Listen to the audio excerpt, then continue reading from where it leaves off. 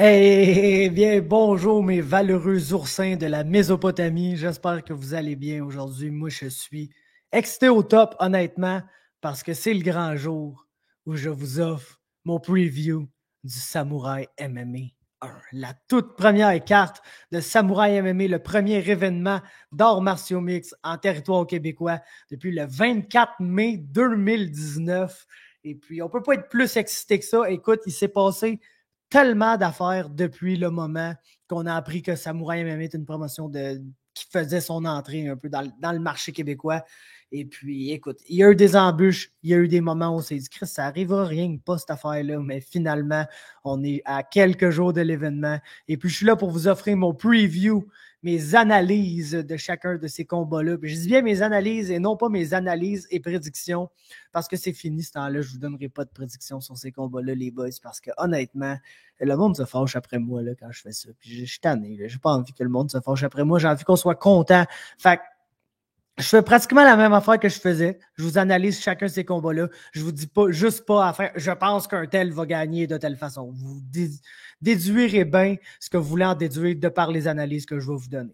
Alors, on est prêt à commencer. Et avec un combat qui est probablement, selon moi, le meilleur combat qui peut être booké sur le territoire canadien cette année. Chez les 155 livres, Michael Dufort, Carl Prepolek.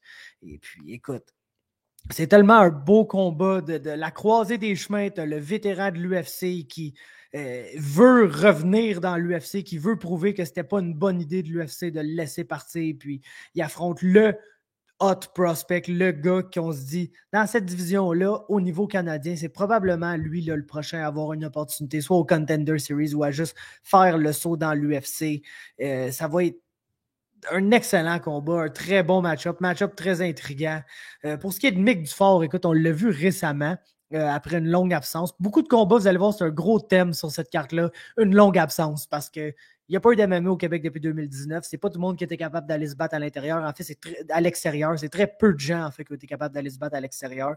Et puis, oui, il y avait du MMA au Canada fin 2020, début 2021, mais c'est pas tout le monde qui a eu le temps de se battre cette année avant la carte de Samouraï. Heureusement pour lui, Mick a été capable de faire ça avec un combat au CFFC 100 au mois de septembre. Victoire par guillotine au premier round, on s'en rappellera, face à Troy Gerhardt pour continuer sur sa séquence qui était incroyable. Mick a commencé sa carrière 0-2 en affrontant Carl Nelson, Alex Pereira, et depuis, il y a 8 victoires et 1 défaite dans ses 9 derniers combats. Sa seule défaite, on s'en rappellera tous, c'est sa guerre de 5 rounds contre Jesse Ronson à 170 livres chez TKO. Et puis, c'était une split decision, ça.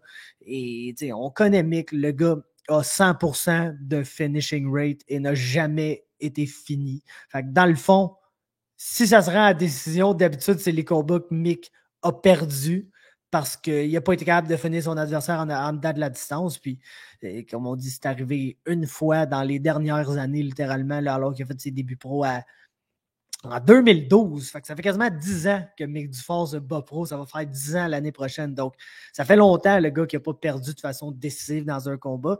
Et puis, comme on dit, 100% de finishing rate, 6 victoires, 2 TKO au sol, 6 soumissions, principalement des rear naked choke, mais des guillotines aussi. Et puis, crime. On connaît le style de Mick Dufort. C'est un killer. Ce gars-là a la genre de qualité à la Brian Ortega. Dès qu'il te touche, il peut te soumettre. Tu sais, il y a deux types de grapplers. Généralement, tu as le grappler qui va être très positionnel, qui va essayer de garder ses positions, dominer dans ces positions-là, lander du ground and pound, avancer s'il est capable, mais tranquillement, en ne prenant pas de risque de jamais donner une position. Puis tu as l'autre type de grappler qui est le Ortega, le Charles Oliveira, le grappler qui est super submission oriented, qui ne veut pas vraiment rester plus que 30 secondes, 1 minute au sol avec toi anyway, parce que ce qu'il veut faire, c'est arriver à une position assez rapidement pour te choquer ou juste se lancer dans une soumission. Mick, et si tu essaies de shooter sur lui, il va te guillotiner, c'est connu. Au sol, c'est ses hanches qui sont vraiment incroyables parce qu'elles sont à la fois très lourdes, mais super flexibles. La manière dont il bouge ses hanches, il flotte un peu par-dessus son adversaire, puis ça le rend très difficile à garder dans ta garde ou garder dans ta demi-garde. Puis c'est comme ça qu'il est capable de rapidement avancer dans des positions dominantes. Puis c'est pas un gars qui prend ça soft. Là. Il est vraiment brutal au sol, va chercher les pires positions que tu peux pas te retrouver en dessous. C'est un maniaque du crucifix, très solide dans le dos avec son gros body triangle. Vraiment, pas quelqu'un que... Si tu te retrouves plus qu'une minute en dessous de Mick Dufort, t'es pas juste dans ta garde à essayer d'éviter des soumissions, t'es probablement dans la complète marde, le gars dans ton dos ou le gars dans le crucifix, puis il finit pratiquement tout le monde de là. Le gars, c'est un finisher. Ça va toujours être son striking la plus grande question, bien que j'ai l'impression que cette question-là, il commence de plus en plus à y répondre. Là. On a vu justement contre Ronson, mais aussi contre Arismendi, contre Fred Moncayo, qu'il y a eu des bons moments debout, une bonne main droite quand il sit sur sa main droite puis qu'il la lance avec du power. Il est capable de déranger ses adversaires avec ça.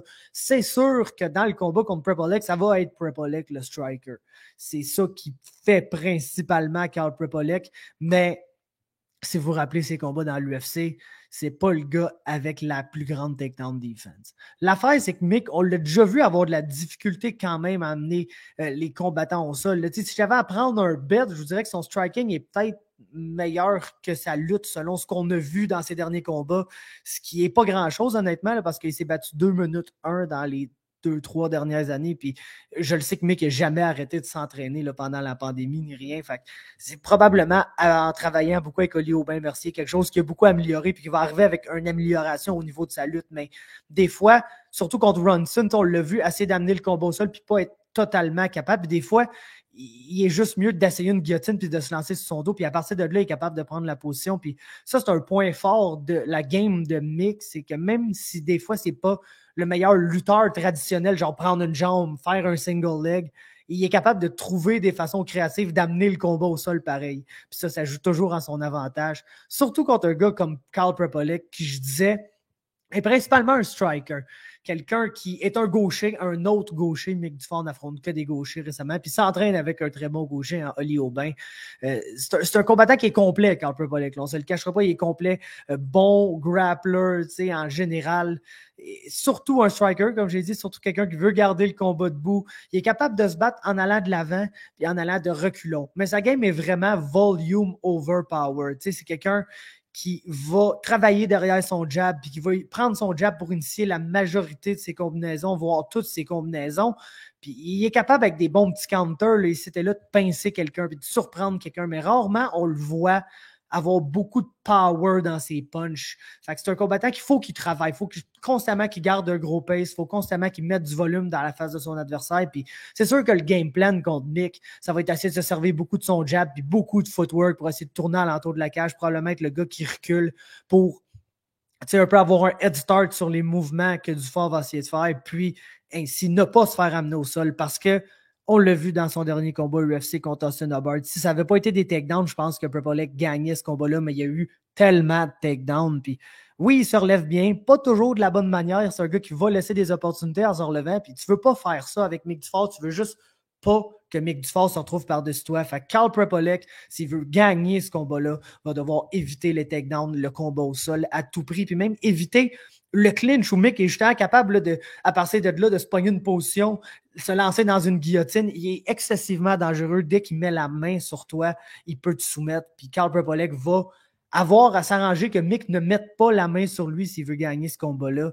Et puis, tu sais, la dernière affaire que je veux toucher un peu, c'est le fait que on a un match-up ici avec un gars qui est un finisher né, là, qui finit tout le monde, qui bat, qui est excessivement dangereux en tout temps dans le combat. Puis t'en as un autre que, tu sais, Karl Prepolek va avoir beaucoup de choses à faire sans faire d'erreur s'il veut être en mesure de battre Michael Dufort dans ce combat-là. Parce que, oui, c'est un bon combattant, il est technique, il fait tout bien, mais il fait rien d'excellent. Puis c'est pas quelqu'un qui a le one-shot power pour te finir ou qui a quelque chose comme ça que tu te dis, même si Prepolek n'est pas en avance dans ce combat-là, il peut sortir ça out of nowhere puis gagner. Contrairement à Mick, qui, bien sincèrement, Mick peut se faire péter la gueule pendant tout ce combat-là puis quand même sortir une soumission à la toute fin. Il y a vraiment ce X-Factor-là dans sa game.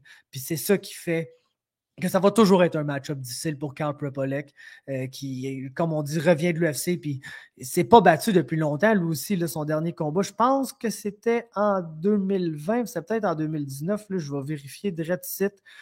Fin 2019, septembre 2019. Donc, lui aussi, quelqu'un qui ça fait longtemps qu'il s'est pas battu, puis c'est un dur match-up, essayer de se remettre dans la game, essayer de combattre son ring rust avec un complément mental comme Michael Dufort qui est game de prendre les risques, on l'a vu, est game de manger une bonne shot d'en face parce qu'il est excessivement tough, là, c'est ça que j'ai pas abordé, mais on a vu le combat contre Ronson, il a mangé des shots incroyables, puis jamais il a eu vraiment l'air sonné par rien de tout ça, le gars, il a une mâchoire incroyable, il est capable d'en prendre, puis ça fait que ça va être dur pour lui de pas juste avancer et dire fuck it, il me lancera à peu près n'importe quoi, je vais le prendre puis je vais réussir à faire de quoi en retour. Dur match-up pour Karl Prepolek, mais un excellent combat entre deux combattants très, très high level. Tu sais, selon moi, Karl Prepolek, ils n'ont pas été gentils avec lui, là. Ils ont, non seulement, il leur a rendu un service en arrivant dans l'UFC sur short notice à 170 livres contre Nordine Taleb. C'était vraiment short notice. Là, si je me rappelle bien, c'est comme une ou 2 semaines, quelque chose comme ça. Puis là, il fait ça. Après, il se bat contre Austin Hubbard, son premier combat dans sa vraie division à 155 livres. Puis après, il cote. Fait que, tu sais, en plus, les deux combats contre Taleb, ça a été compétitif, pas nécessairement serré. Je pense que Nordine a clairement gagné ce combat-là, mais compétitif. Puis, désolé, contre Austin Hubbard, aussi, ça a été excessivement compétitif, même plus serré que contre Nordine. Comme j'ai dit, c'est les takedowns qui ont fait de la différence dans ce combat-là pour Hubbard, mais un gars qui a montré qu'il avait sa place dans l'UFC, Karl Prepolek, puis là, il se retrouve en dehors de l'UFC à essayer de se rebâtir un peu, puis il se retrouve avec un match-up comme Mick Dufort, qui va absolument être le gars le plus dangereux du monde pendant chaque instant de ce combat-là. Alors, match-up absolument fascinant dans le main event de Samouraï. Et puis, on va brièvement aller à la pause publicitaire avant les autres, parce que crème, il faut bien que je mange. Le Hypoke Podcast est commandité par Manscaped, le pro des produits de rasage et de soins des parties intimes pour les hommes. Manscaped propose des outils de haute précision pour vos bijoux de famille. La marque vient tout juste de lancer sa tondeuse 4e génération, le Lawnmower 4.0, partout au Québec et au Canada. Vous avez bien entendu, le 4.0, les boys. Rejoignez les 4 millions d'hommes qui font confiance aux outils Manscaped avec cette offre exclusive juste pour vous. 20% de réduction et la livraison gratuite partout dans le monde avec le code MMA Talk sur manscaped.com. Imaginez vous raser avec une tondeuse élégante, optimisée et super bien faite qui fait du rasage d'une partie de plaisir dans la salle de bain. J'ai eu la chance de faire partie des premiers à tester la nouvelle 4.0 puis je dois vous dire, je suis époustouflé. Le design et le niveau de détail qui a été mis dans cette machine-là, ça place la barre très très haut. En plus, on a tous déjà été témoins d'histoires d'horreur dans la douche. Du sang, de la sueur et des larmes ont été versées en tentant de maintenir une allure acceptable à vos petits amis. Et en tant qu'homme, vous savez autant que moi qu'il y a juste une partie de notre corps qu'on ne veut jamais voir en sang. Puis c'est nos bijoux de famille. Fait que faites pas comme si ça vous était jamais arrivé. J'ai déjà vécu une expérience de la sorte, mais plus maintenant, parce qu'avec l'aide de Manscaped, je peux me raser l'esprit en paix et être confiant que peu importe ce qui arrive, peu importe dans quelle situation la vie me place, mes bijoux de famille seront bien rasés et en parfaite condition pour m'aider à affronter la vie. Manscaped a mis au point la tondeuse ultime pour les parties intimes et le corps en développement des fonctionnalités intelligentes doublées d'un confort de rasage sensationnel. Leur tondeuse 4e génération présente une lame en céramique de pointe dotée de la technologie Advanced Skin Safe pour réduire les accidents de rasage. Je me rase les doigts dans le nez avec ça, littéralement. Cette tondeuse nouvelle génération est aussi équipée d'un bouton on-and-off multifonction qui peut être verrouillé et aussi une lumière LED 4000K pour un rasage de précision. Le Lawnmower 4.1 permet même de personnaliser la longueur de coupe avec 4 tailles de sabots supplémentaires. Est-ce que je vous ai même parlé de la recharge sans fil? La nouvelle technologie de recharge sans fil à induction électromagnétique aide la batterie à tenir plus longtemps. Si vous vous rasez la barbe avec la même tondeuse que vos bijoux de famille, vous faites comme vous voulez. Je ne suis pas là pour vous juger. Mais il n'y a personne qui aime avoir des poils plus bien dans la bouche entre vous et moi. Fait que c'est le moment de vous procurer votre propre tondeuse pour les bijoux de famille et le corps avec Manscaped pour prendre soin de ses balls en toute confiance. Bénéficiez de 20% de réduction et de la livraison gratuite avec le code MMA Talk sur manscaped.com. Je répète, c'est 20% de réduction et la livraison gratuite sur manscaped.com avec le code MMA Talk. Prenez confiance en vous et utilisez toujours les bons outils avec Manscaped. Vos bijoux de famille vont vous remercier. Let's fucking go. Merci Manscaped. Bien gentil. On vous aime. Achetez-en massivement en utilisant le code. Ça va être fou. Tout le monde va être content. Et vos couilles vont être en pleine santé Parlons maintenant d'Alex Morgan, Majed Amo. Majed Amo, je suis pas sûr, j'écoutais le broadcast de Unified puis il l'appelait Majed Amo. Moi, j'ai toujours pensé que c'était Majed. Fait que là, je suis plus certain. Ça serait bien que je sache ça avant vendredi. Je vais lui demander à peser. Mais bref, Alex Morgan contre Amo. Énorme combat. Je sais que vous ne connaissez probablement pas Majed Amo, fait que je m'en vais vous le décrire pour vous. Le gars a une fiche de 10 victoires, 5 défaites, un combat nul. Dans ses 10 victoires, il y en a 5 par KO et 5 par soumission. Fait que lui, il arrive avec un 100% finishing rate et il n'a jamais perdu par knockout. Le gars a perdu par soumission, par décision, mais n'a jamais perdu par knockout. Son dernier combat, lui aussi était comme un peu sur un hiatus, il s'était pas battu pendant longtemps. Et il est revenu cette année sur short notice au Unified 40 face à Neil Anderson dans un combat de championnat chez les 145 livres. Et puis, écoute, il y a eu toutes sortes d'ennuis au premier round, s'est fait dropper, est revenu fort au deuxième, a perdu le troisième. Et là, on se disait, mais Anderson est en train de se sauver avec ce combat-là. Puis, à quelque part au quatrième round, Amo réussit à l'ender takedown et puis il travaille un petit peu, se retrouve dans son dos, lui passe un rear naked choke out of nowhere et gagne le championnat des Unified MMA qui, avec BFL, c'est probablement les deux meilleures promotions d'MMA canadiennes. C'est en direct sur UFC Fight Pass puis tout. Fait énorme win pour Amo qui revient puis automatiquement se rétablit comme probablement le numéro 2 au Canada, derrière Alex Morgan. Donc, on a vraiment un combat numéro 1 contre numéro 2 au Canada chez les 145 livres. Puis Amo est sur une bonne streak. Là. Depuis 2016, fiche de 4 victoires, 1 défaite, 1 combat nul. Sa seule défaite contre Jesse Arnett.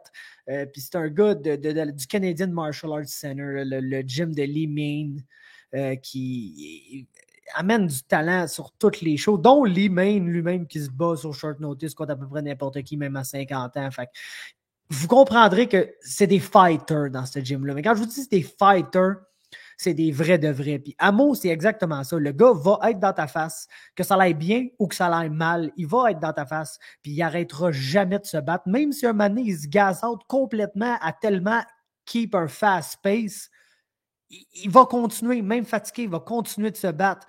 C'est vraiment un bon combattant que j'ai dit, garde un bon pace, mais un pace constant et tout. Le gars commence ses combats rapidement puis ne ralentit vraiment jamais. Puis c'est facile parce qu'il commence tellement fort au premier round si t'es habile de le clock avec des counters, avec des choses, parce que le gars va vraiment commencer le combat, lancer beaucoup de volume. C'est un amateur des spinning shit, aime bien finir ses combinaisons avec des spinning backfists ou des spinning kicks en général, puis c'est un bon combattant, well-rounded, va essayer d'aller chercher des takedowns, très bonne submission game au sol, est capable d'aller chercher des belles positions pour lander du ground and pound. Tu vois, c'est vraiment un combattant d'arts martiaux mix excessivement complet qui est très, très bon dans tous les aspects. L'affaire avec lui, c'est que je ne sais pas jusqu'à quel point il y a un game plan. T'sais. C'est vraiment un combattant qui va là pour se battre, puis il va être là pour se battre, puis il va essayer de rendre ça le plus dirty possible, parce qu'on s'entend qu'Alex Morgan, c'est pas mal le contraire de ça. Pas que c'est pas un fighter, c'est pas ça que j'essaie de dire, mais c'est un tacticien. Alex Morgan, c'est pas le gars qui préfère arriver dans un combat puis brawler avec son adversaire. Amo va absolument faire ça s'il laisse la chance de faire ça, même que c'est ce genre de pace-là qu'il essaie d'imposer sur toi. Fait qu'on a vraiment un match-up de technicien contre batailleur. Si on a le gars, Alex Morgan, le chessmaster, va essayer de travailler derrière son jab, va essayer de rester à son long range, puis set up ses combinaisons avec son jab. Puis on a vu dans son dernier combat de mieux en mieux pour lander des takedowns, établir des belles positions confortables au sol où il peut laisser aller du ground and pound. Ça, c'était un wrinkle qu'on n'avait vraiment pas vu à sa game, puis qui l'augmente immensément selon moi. Puis en plus, comme il a dit quand je l'ai reçu sur le podcast, le fait qu'il y a maintenant son gym, Alex, avec le Tristan Rive-Nord, puis qui enseigne constamment, ça lui permet de se remémorer ses techniques de base-là, puis de vraiment toujours améliorer le niveau technique de sa game, parce que ces techniques-là, lui aussi, il est drill quand il les enseigne à ses étudiants, puis ça fait de lui encore un meilleur tacticien, selon moi. Fait qu'ici, c'est le match-up du gars qui va arriver avec un excellent game plan établi de comment battre un adversaire comme Majed Amo, puis qui va travailler en fonction de ce game plan-là dans le combat, que ce soit aller chercher des takedowns ici et là, ou que ça soit travailler derrière son jab. Puis, tu vas avoir Amo qui va essayer d'être dans sa face, de se battre, de lancer des counters, même s'il se fait toucher, il va lancer, puis il va essayer de rendre ça désagréable, puis de clincher, puis d'aller chercher des takedowns. Puis, tu sais, Amo, c'est un gars que même s'il se retrouve en dessous, a une garde très active, va lancer des soumissions, il essaie d'être vraiment désagréable, puis de rendre le combat dirty, tu sais, de pas que ça soit pas une belle échange de kickboxing at range entre deux combattants très techniques. Lui, il va essayer de casser le rythme de son adversaire, vraiment rendre ça lettre, rendre ça une guerre, un combat de bord, un combat à close range où les gars, il y a beaucoup de clinch, il y a beaucoup d'échanges de lutte pour essayer de soit pas se faire takedown, d'amener le combat au sol parce que t'es tanné du pace qui t'impose, puis c'est vraiment un combattant difficile à affronter. Un excellent test pour un tacticien comme Alex Morgan qui arrive toujours avec le bon game plan et la bonne façon d'approcher chacun de ses adversaires. C'est vraiment un combat qui m'excite énormément sur cette carte-là. Le style match-up est fascinant. Puis oui, quand tu regardes les deux combattants, il y en a un qui a l'air plus talentueux, plus fluide, plus athlétique que l'autre, mais l'autre travaille tellement fort que écoute, ça peut juste être un bon match-up. Je vois pas comment ça ne le serait pas. Et puis, juste avant ça, on va avoir deux combattants de rue, deux brawlers, deux gars qui mettent du power dans chacun de leurs shots. Strania Gavrilovic, après toutes les choses qui sont arrivées avec lui là, dans les dernières années, que ce soit le fail test contre Barrio. Écoute, le combat contre Barrio, c'est son dernier combat, là, le 8 décembre 2017. C'est la dernière fois que Strania Gavrilovic s'est battu, puis mon Dieu que ça en est passé des affaires avec lui depuis ce temps-là. Puis il a fallu qu'il se batte en cours pour obtenir son permis. Puis il a finalement réussi à l'obtenir. Puis on va finalement le voir en action contre Jonathan Bossouku, un prospect français qui arrive pas avec une belle fiche. Là. On se le cachera pas. Pas une belle fiche du tout, le gars. 7 victoires, 6 défaites, un draw, un no contest. Mais affronter du bon calibre de compétition, là, de Fabian Edwards à Bellator. C'est battu contre Fabian Edwards à Bellator, tu sais. Il a affronté des très bons combattants comme Michael Lebou, Michael Casper, Emar Gui. C'est un bon résumé qu'il y a quand même. Puis il y a vraiment une drôle de trajectoire de carrière. Là. Je ne vous le cacherai pas. Il a commencé sa carrière 0-3, perdu ses 3 premiers combats. Ensuite, il est parti sur une streak où il a gagné 7 de ses 8 prochains combats pour une fiche de 7-1 en 8 fights. Fait que ça lui donne une fiche de 7-4. Puis là, dans ses 4 derniers combats, 2 défaites, un draw et un no contest. Le no contest, c'est dans son dernier combat où basically, il a landé un coup de genou à la tête de son adversaire, puis après, il l'a fini. Puis sur le moment, il a été déclaré gagnant, mais par après, ça a été comme deemed un coup de genou illégal. Donc, ils ont viré la décision en no contest, malheureusement pour lui. Fait que, pratiquement, il a gagné son dernier combat. Là. Je pense qu'on peut dire ça. Et puis, quand j'ai regardé ces combats, j'ai quand même été très satisfait de la job des matchmakers de Samouraï ici, parce que le gars, c'est principalement un striker, game de se battre dans tous les aspects des arts martiaux mixtes, mais principalement un striker qui lance que du power. Que du power. Quand ses adversaires chargent avec une attaque, il est du genre à essayer de lancer une combinaison de 3-4 crochets full power en counter. Puis, c'est sûr que son gas tank et puis son volume ont tendance à peut-être descendre un petit peu plus le combat avance, comme c'est normal pour les gars de 185 livres et plus qui ont vraiment un style focus sur lancer du gros power puis faire mal avec chacun de ses punches. Puis c'est un gars qui commence à avoir quand même de l'expérience en arts martiaux mixtes aussi, donc c'est comment mieux gérer son gas tank, puis c'est qu'il ne peut pas à la fois être quelqu'un qui lance énormément de volume puis qui lance du power comme ça, je vous le dis, ce gars-là, dans tous les combats que j'ai écoutés de lui, je ne l'ai jamais vu ne pas sit down à 100% sur un punch. Là. Essaye d'arracher la tête de son adversaire avec chacun de ses punches, puis aussi, il est excessivement tough. Le gars ne s'est fait finir là, dans ses 6 défaites, il a perdu une fois par knockout, puis honnêtement, il s'est fait cut avec un head kick là, en début de combat. Il était fret. Puis la technique était superbe. Puis n'importe qui va pas mal se faire finir quand ils se font geler en pleine tête avec un kick d'un dope de cette grosseur-là.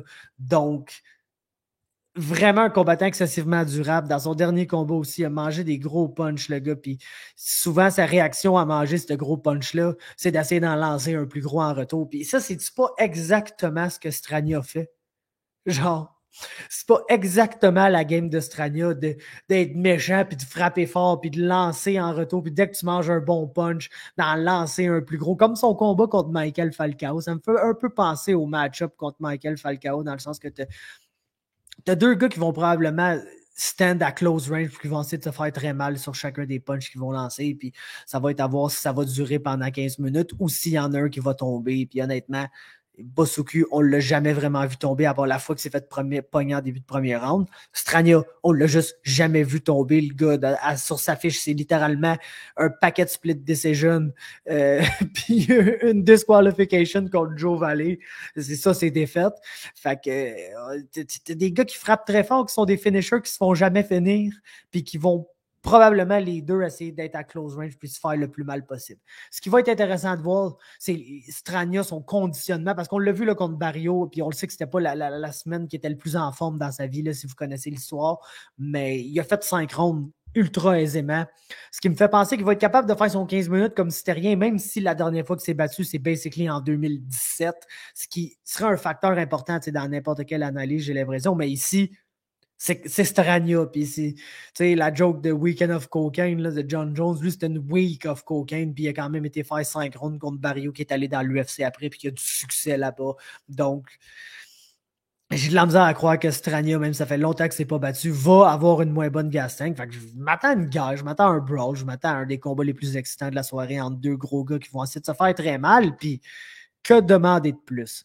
Ensuite, don't blink, parce que Frédéric Duprat, Patrick Connors, ça va être encore une guerre incroyable. Pat Connors, c'est un combattant qui avait commencé sa carrière 3-0, et puis malheureusement, il a perdu ses 3 derniers combats, dont un contre Max Le Carcajou, qui se bat à la carte. Mais écoute, ses défaites, c'est Max Le Carcajou, Mike McAloon, qui sont littéralement 2 des meilleurs 145 livres au Canada, et Dakota Hope Lewis, qui est, je pense, un prospect invaincu, si je ne me trompe pas, aux États-Unis, qui est un excellent lutteur, puis vraiment un highly touted prospect, tellement que quand il est allé se battre contre Dakota au mois de juin, c'était un combat pour la ceinture, là, pour peak fighting. Et puis depuis ce combat-là, Pat Connors a switch gyms, il s'entraînait à Barrie, là, à Empire MMA dans son hometown, puis il a switch pour venir à Ottawa s'entraîner avec Fred Stonehouse à Surge MMA. Fait que ça va être vraiment le fun de voir comment ça va améliorer sa game. Parce que Pat Connors, basically, first, la première fois que tu te rends compte quand tu le vois, c'est qu'il est très, très grand. Il mesure genre 6'1" à 145 livres. Donc, c'est pas mal ça, une de ses bonnes caractéristiques, surtout debout, où il est capable de stay at range puis de toucher son adversaire quand son adversaire peut pas vraiment le toucher. L'affaire, c'est que j'aimerais ça le voir lancer un peu plus debout. Des fois, j'ai l'impression que c'est souvent one shot and out, one shot and out. Puis je verrais, tu sais, avec son range, s'il était capable de travailler des combinaisons en arrière de son jab et de lancer du volume debout, se transformerait tellement en un excellent striker. Puis le gars, tu sais, le seul knock que je pourrais vraiment mettre sur son game, c'est que il est vraiment complet comme combattant, puis ça fait qu'il n'a absolument pas peur d'engager son adversaire dans n'importe quel aspect. Il faudrait qu'il travaille sa takedown defense, tout le monde a vu ça dans son dernier combat. C'est sûr que le dernier combat, il affrontait vraiment un très bon lutteur, mais tu sais, il faisait des belles choses au sol contre Dakota Hope Lewis. Il était capable de créer de l'espace entre lui et son adversaire avec ses genoux, puis bien jouer avec ça parce que le gars, il est tellement grand, mais je trouve qu'il ne servait pas assez de ça pour juste repousser son adversaire puis se relever debout, ce qui était absolument la chose qu'il fallait qu'il fasse pour gagner ce combat-là. Fait que j'ai l'impression que c'est un gars qui est tellement complet, tellement confortable dans tous les aspects des arts martiaux mixtes qu'il n'a pas peur d'échanger un peu où son adversaire veut échanger, puis ça fait qu'il dicte jamais l'allure du combat. Il se bat pas mal toujours dans le style que son adversaire veut imposer. Puis tu veux pas vraiment faire ça contre Fred Duprat. Parce que Fred Duprat, il est en kill mode de la première seconde du combat. Le gars n'a jamais passé 51 secondes chez les pros. Puis c'est la meilleure guillotine au Canada. Il y a bien du monde qui dit que c'est Dufort. Moi, je dis que c'est Duprat. Je pense même que Dufort dit que c'est Duprat. Et le gars, il fait que ça. Essayer de prendre ta tête, puis de peu importe où il est, il réussit à prendre ta tête, puis à transformer ça somehow dans une tentative de guillotine, puis son squeeze était incroyable. Le gars est excessivement athlétique, explosif, toutes ces affaires-là, donc son squeeze était incroyable. Le gars, si tu dis que Dufort, c'est un submission artist, que dès qu'il touche, il peut te soumettre, si Duprat, il te touche, il est probablement trop tard, il est déjà probablement en train de te soumettre, puis la seule affaire qui va être vraiment intéressante ici, c'est justement comment Duprat va approcher son retour parce que lui aussi, ça fait immensément longtemps qu'il ne s'est pas battu. Là, la dernière fois qu'il s'est battu, c'était au TKO Fight Night 1 contre Johnny Baldridge, là, un combat que malheureusement, on s'en rappelle tous parce que c'était un knockout brutal et c'était au mois d'août 2018. Il ne s'est pas rebattu depuis. C'est sûr que naturellement, après un knockout comme ça, il a pris une longue pause. Puis là, quand sa longue pause était finie, ben, la pandémie, tu sais, commençait, TKO mourait. Fait il n'a pas eu l'opportunité de se rebattre. Fait que ça va être intéressant. Lui qui revient d'un knockout comme ça, lui, ça fait tellement longtemps, il a eu le temps de vivre tellement de choses depuis que je pense pas que ça va être autant présent dans son esprit que s'il revenait, mettons, à la fin de la même année que ça serait arrivé. Mais il va quand même avoir à dealer avec un gars qui est très rangy, qui est capable de mettre un bon jab là. Fait que, tu sais, je me demande comment ce début-là de combat va commencer parce que Connors, non, n'a pas gagné ses derniers combats, mais a quand même été actif récemment, beaucoup plus que Fred Duprat. Fait que t'as Fred qui est tellement un combattant, le go mode, le kill zone, let's go, il va dès la première seconde du combat. Je me demande comment il va aborder les premières secondes de ce combat-là, vu que ça fait tellement pas longtemps, c'est tellement longtemps qu'il n'a pas fait ça, c'est-à-dire qu'il n'a pas été dans la cage, toutes ces affaires-là. Fait que ça va être intéressant de savoir. Puis si ça passe une minute, ça va être... Moi, j'aimerais ça voir Fred se battre plus qu'une minute, honnêtement. J'aimerais ça voir qu'est-ce qu'il peut nous offrir debout plus que... On a vu que son debout est correct, qu'il a gelé Tyler Wilson avant de le soumettre, mais on ne l'a jamais vu dans des échanges de striking prolongés. On connaît encore presque rien de ce gars-là. Il s'est battu peut-être 2 minutes en 3 combats. Fait que j'aimerais ça voir plus longtemps de Fred Duprat, mais je le sais que c'est pas dans sa game puis qu'il va probablement essayer de finir ça dès les premiers instants du combat. Donc, ça va être un banger. Je pense que c'est Pat Connors qui l'a mieux dit. Game recognize this game. Puis c'est de ça, Pat Connors. C'est un fighter qui est game. Tu veux te battre debout, on va se battre debout. Tu veux te battre au sol, on va se battre au sol. Moi, je suis game de faire whatever. Puis on va voir si Fred Duprat va être capable de l'entraîner dans sa game dès les premiers instants du combat. Mais ça va banger, ça. Puis ça nous mène à un combat qui m'excite beaucoup. Guillaume Forcier, Maxime Poulain. Guillaume Forcier qui ne s'est pas battu depuis 11 ans, les chums. Son dernier combat, le 7 août 2010, où il a perdu à 4,41 du premier round par blessure à la cheville. Fait que c'est drôle de façon de comme terminer sa carrière, mais malheureusement pour lui, sa carrière n'était pas terminée parce qu'11 ans plus tard, le dos dit Chris, pourquoi pas? Je vais me battre. Puis, tu sais, des combats que j'ai vus de lui, le Guillaume, c'est le genre de gars qui essaie de pull guard puis tout, là, vraiment un excellent grappler. Puis je le sais que c'est un excellent grappler parce que c'est le coach de Drew au Nova Gym. Puis quand je vais à Québec, c'est le gym de Danny Laflamme qui est un gym affilié Nova Union. Moi aussi, je suis Nova Union. Fait que c'est là que je vais rouler quand je vais à Québec. Fait que j'ai déjà été au cours de Guillaume. J'ai déjà roulé avec Guillaume. Je le sais que c'est un excellent grappler, un brown belt en Jiu-Jitsu. Puis principalement, je le sais que c'est ça qu'il va vouloir faire dans ce combat-là. Puis c'est pour ça que ça m'excite comme ça. Parce qu'il affronte Max Le Carcajou Poulain, qui lui-même est un des très bons grapplers au Canada, surtout en MMA. Puis que, principalement, c'est ça qu'il veut faire dans ses combats. C'est comme ça qu'il gagne la majorité de ses combats. C'est juste 2 bons grapplers qui font du jiu, des bons gars de jiu, que c'est ça qu'ils aiment faire. Puis oui, ils sont capables de striker, oui, ils sont capables de lutter, oui, ils sont capables de faire toutes les choses qu'il y a dans les arts martiaux mixtes, mais ce qu'ils préfèrent faire, c'est rouler. Puis là, tu as 2 gars qui vont probablement vouloir rouler, qui vont s'affronter. Le meilleur grappler sera le vainqueur. Puis moi, je suis exactement juste là pour checker ça. Puis pour checker le combat d'avant et tout, parce qu'honnêtement, full disclosure, Yassine Nasri est la personne sur qui j'ai pas d'infos.